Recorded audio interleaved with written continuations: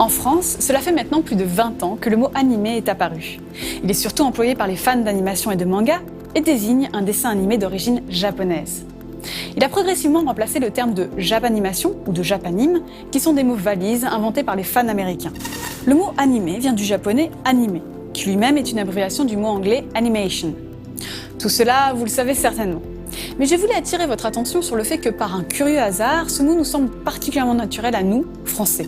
Et je ne parle pas du fait que le mot animation en anglais et animation en français sont exactement les mêmes. C'est l'évidence même. Non, c'est plus subtil que ça. Quand on peut voir apparaître ce mot au Japon dès les années 40, il est bien sûr transcrit en katakana. Cela donne animation. Pourtant, le mot ne prend vraiment racine dans la langue japonaise que dans les années 80.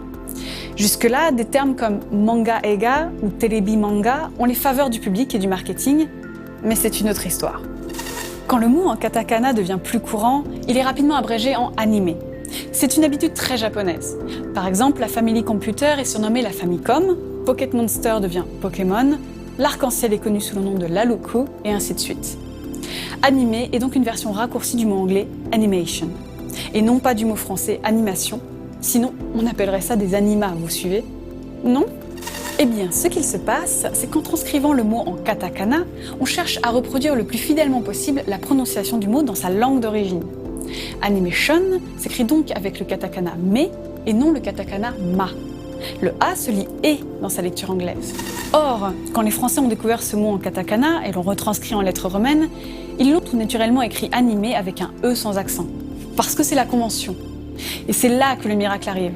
Ce mot animé, utilisé dans une phrase française, sonne tout à fait naturel, car il rappelle un procédé courant de notre langue, la substantivation des participes passés.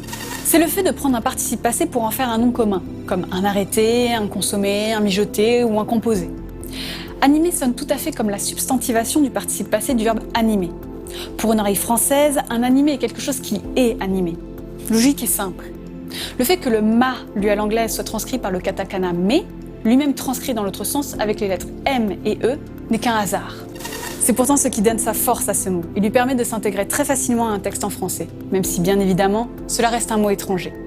Ce qui explique aussi pourquoi il ne prend pas d'accent et même devrait être écrit en italique. Ce qui crée d'ailleurs une petite confusion chez les fans qui n'ont pas de base en japonais et dont une bonne partie prononce anime.